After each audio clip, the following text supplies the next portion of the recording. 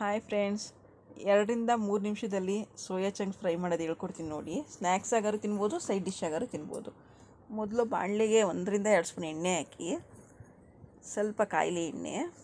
ನಾನು ಮೊದಲೇ ಸೋಯಾ ಚಂಕ್ಸ್ನ ಕುದಿಯೋ ನೀರಿಗೆ ಹಾಕಿ ಸ್ಟ್ರೈನರ್ಗೆ ಹಾಕಿ ಇಟ್ಕೊಂಡಿದ್ದೀನಿ ಫ್ರೆಂಡ್ಸ್. ಹಾಗೆ ರೆಡಿ ಮಾಡಿ ಇಟ್ಕೊಂಡ್ರೆ ಆದಷ್ಟು ಬೇಗ 2 ನಿಮಿಷಕ್ಕೆ ಮಾಡ್ಬೋದು ಅಂದ್ಕೊಳ್ಳಿ.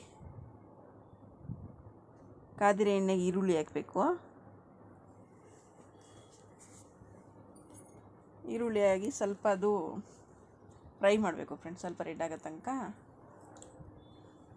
ಸ್ವಲ್ಪ ಫ್ರೈ ಮಾಡಬೇಕು. ಫ್ರೈ ಮಾಡಿಕ್ಕೆ ನೋಡಿ, ಸ್ಟ್ರೈನರ್ಗೆ ಹಾಕಿ ಇಟ್ಕೊಂಡಿದ್ದೀನಿ ನಾನು ಕುದಿಯೋ ನೀರಿಗೆ ಹಾಕಿ. ಆ ಸೋಯಾ ಚಂಕ್ಸ್ನ ಅದರೊಳಗೆ ಹಾಕಿ ಫುಲ್ ಮಿಕ್ಸ್ ಮಾಡಬೇಕು. ಎಣ್ಣೆ ಜೊತೆ ಫ್ರೈ ಮಾಡಬೇಕು. ಅದರಲ್ಲಿರೋ ನೀರಿನ ಅಂಶ ಎಲ್ಲ ಹೋಗ್ಬೇಕು. ಸ್ವಲ್ಪ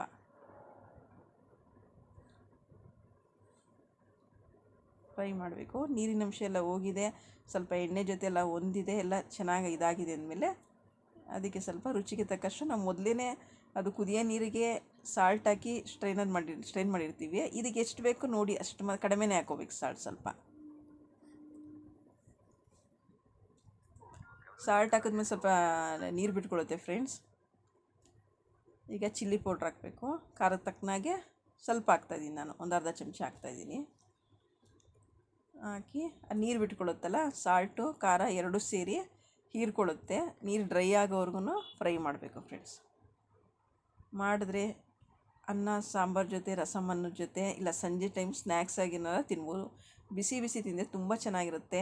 ಟ್ರೈ ಮಾಡಿ ಕಮೆಂಟ್ಸ್ ಹಾಕಿ, ಲೈಕ್ ಮಾಡಿ ಫ್ರೆಂಡ್ಸ್.